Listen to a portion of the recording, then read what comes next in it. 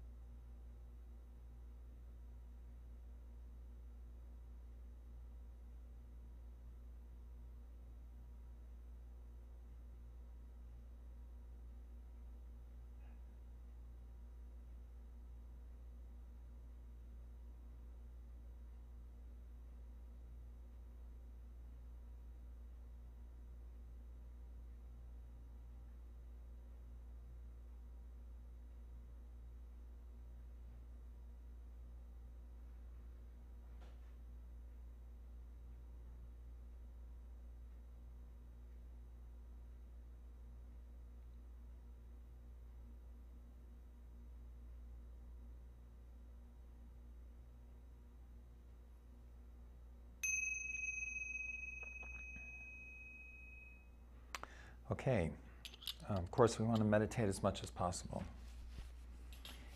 and not just for 1 minute, but as many minutes as possible. Remember, we can also meditate when we walk too, so if you do a lot of walking or you have an exercise program that you do, you can meditate during that period of time. Now, one of the first thing I'd like to talk about tonight is having an object of patience. All of us have an object of patience in our life. We may have many more than one object of patience. And by this I mean that we have things in our life that we see as consistent problems or consistent things that make our life difficult. It could be a person in our life, it could be a job in our life, it could be a relative in our life, so on and so forth. A job, a long drive to work, or a long commute to work. All of these things we can see as something that's a problem in my life, and we can make these statements, oh, if only I didn't have this, I would be so much happier. But what we don't understand is that this very thing itself is an object that we can practice patience with.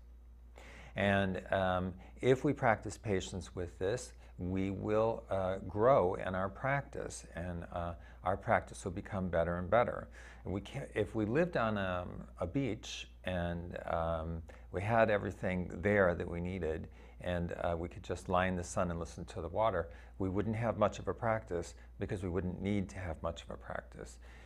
We live this life, and if we have people that are bothersome, a long trip that's bothersome, communication problems or something that's bothersome, we can have patience with this, and we can use this as something to be patient about in our practice. We can make ourselves be patient with it. So rather than see it as something negative, we can see it as an appearance that allows us to practice patience. This is very important. Now, we've got some good questions tonight, and I'll just read the first one. At times I find myself thinking that we live in such a difficult world. There is so much information in the media and on the internet, and so much of it is negative. Is there a way to understand this as not negative? How can one find happiness in the midst of all this trouble and suffering without resorting to thinking one appearance might be better than another appearance? Well, I can't stress that we need to have a meditation practice. Many times people, especially people in the West, feel, well, I'll just listen to the Dharma and I won't meditate, or I'll just go listen to someone have a Dharma talk, but I won't really meditate, I won't really have that practice. And what I wish to say to you is that please have a meditation practice. This meditation practice does several things. It keeps us calm. It brings us back to that place where we can have tranquil abiding. and we can remind ourselves that we have tranquil abiding every day. We can touch that place of meditation every day, so that in the rest of our life, or in our meditation break, we can look at the rest of our life as a meditation break. And when we have that, then we can look at it and we can go back to when we were meditating. We can go back to that state of mind, and we will be right there. Now, so when we see so much trouble in the media and on the internet, and by this I mean the headlines, the various things, various problems, it seems like the media and the internet are only interested in problems, and there is a reason for that. You know, what we're looking at here is we are seeing the suffering of others, and it could be the suffering of ourselves as well. But we are seeing suffering. Remember that we exist in an ocean of suffering, and this ocean of suffering has no boundaries. It has no beginning, and it has no end, and it will always be there. So now, if we see in the media that there is this fascination with suffering, I suppose suffering sells newspapers and or other forms of printed material, and suffering makes people, maybe perhaps you look to internet sites for the same thing. It seems sometimes that there is a cycle here where we have this suffering which we can take for granted exists. It always has existed, it will exist, and yet we have a part of our society which devotes itself to discussing this suffering in its latest appearance. Oh, so-and-so said this, oh, this happened, that happened. It's called news, and but what it really is the discussion of appearances of suffering in whatever guise they appear in.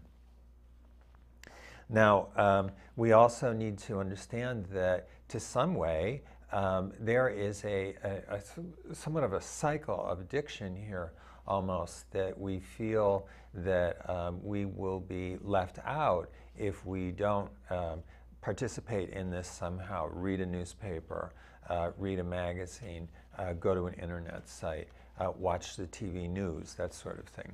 So but what we're watching here is just expressions of suffering that another person, as sort of an established group of people, find to be interesting. This is the suffering that you want to see, in other words.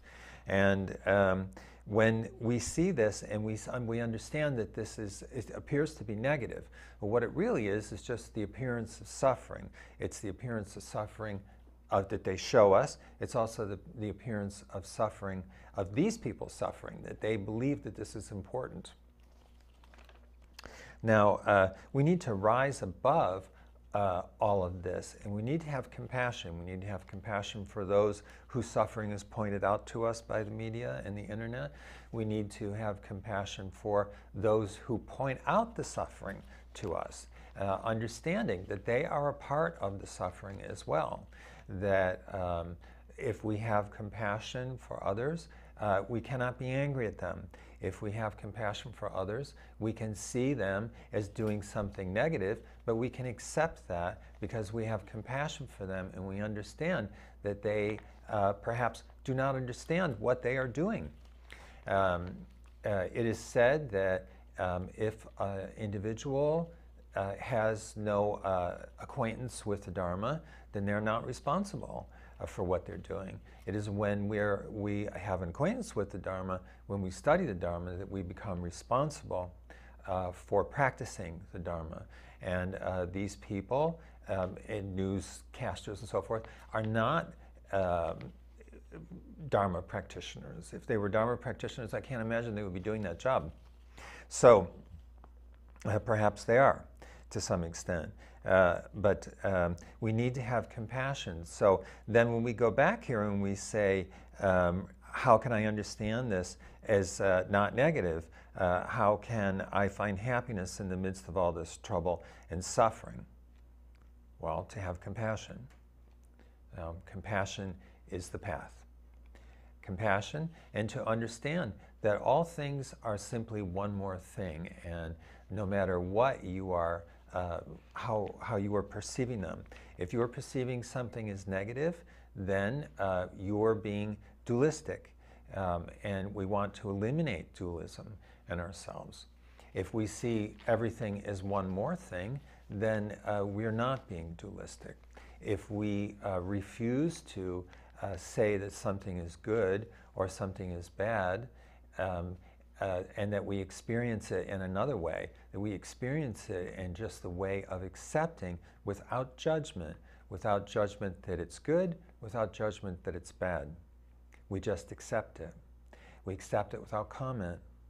Now, if we do this, you might feel, well, I must comment, but that would be to be dualistic, would be to comment. So if we accept it not as good, not as bad, but just one more thing, the next thing that we've encountered in this life, we begin to understand the richness of the experience of living, the richness of the experience of the mind, the richness of the experience of emptiness. As we understand this better and better in our practice, we can have more and more compassion for the very things that we see and come in contact with. It's important to understand that we can accept all things. It doesn't mean that there's not great tragedy in the world and that suffering has no beginning or end. But we must learn to accept suffering. We must get beyond that point so that we can see that all things are appearances. All things truly are appearances.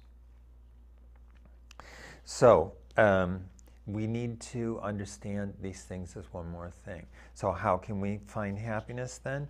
We can find happiness by learning to accept all things without being dualistic, learning to accept all things without being good or bad. Now, next question. I find myself angry at past events early in my life. At times they consume me and it is very frustrating as I don't really want to be involved in it. How can I distance myself from this and incorporate it into my practice as a Buddhist? I would like to be at peace about these things and be done with them. Well, the first thing that we need to do is cultivate wisdom. This wisdom is the wisdom of emptiness.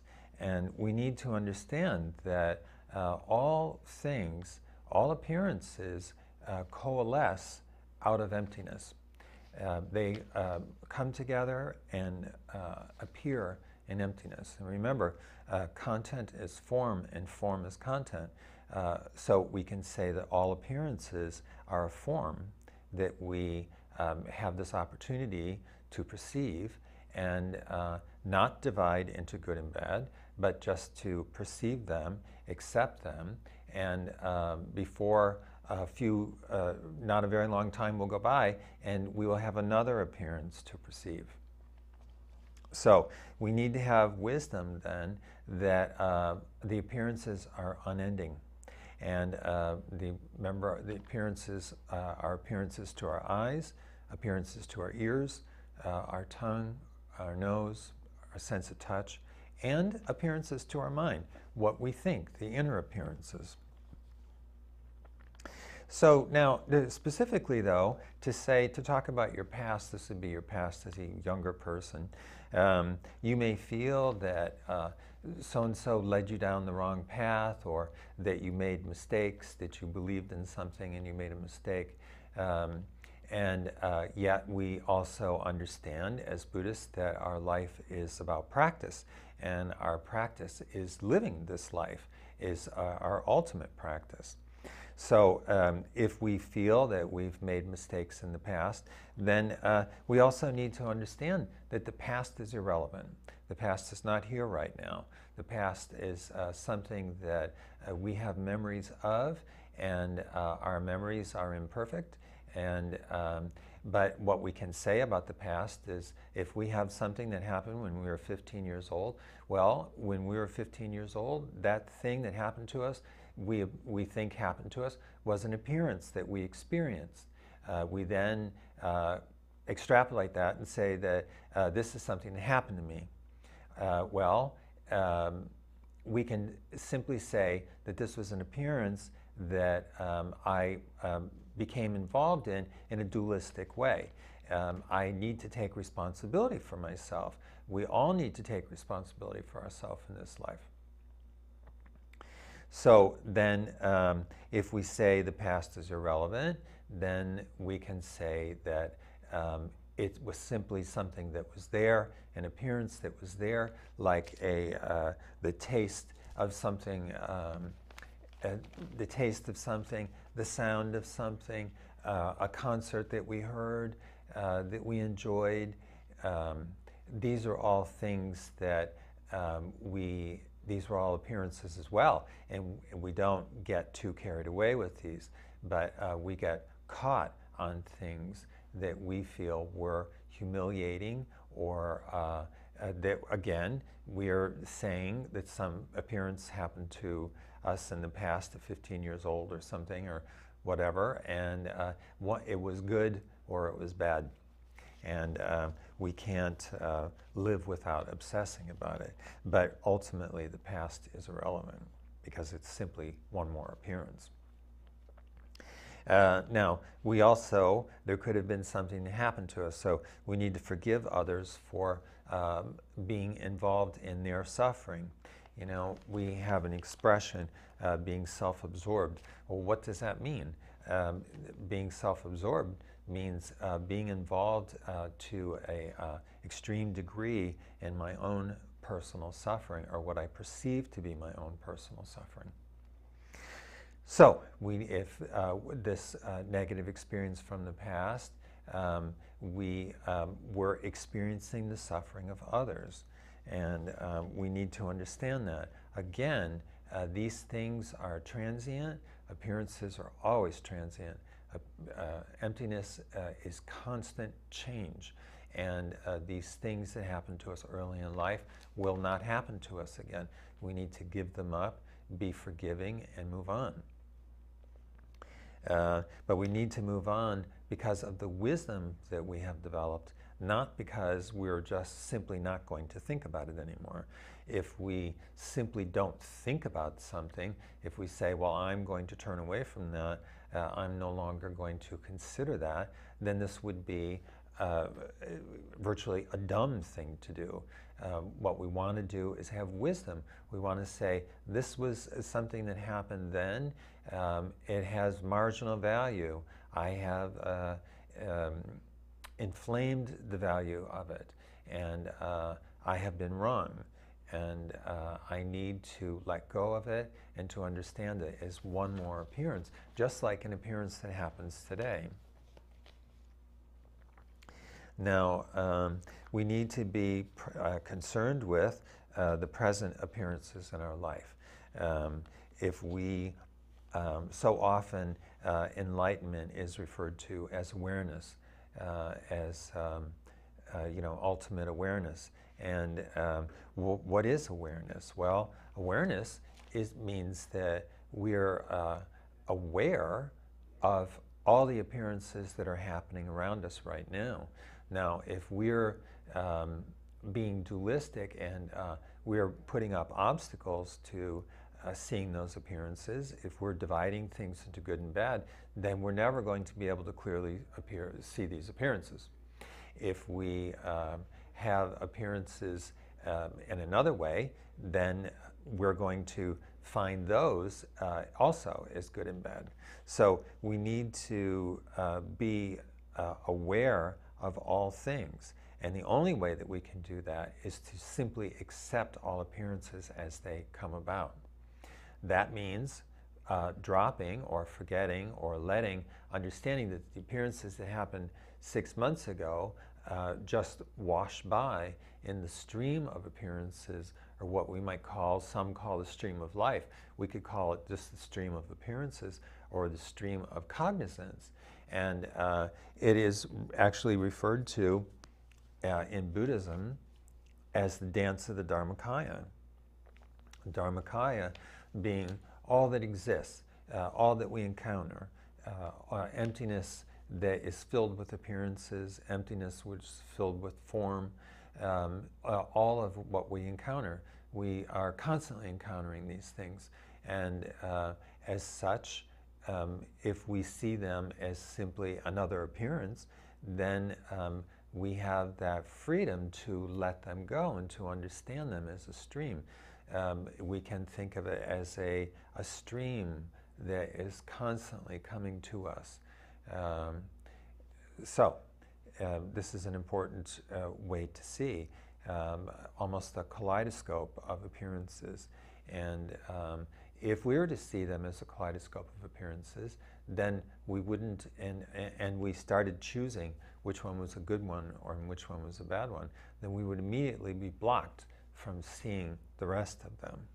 So when we talk about awareness, then we wish to be aware of all things that happen, all things.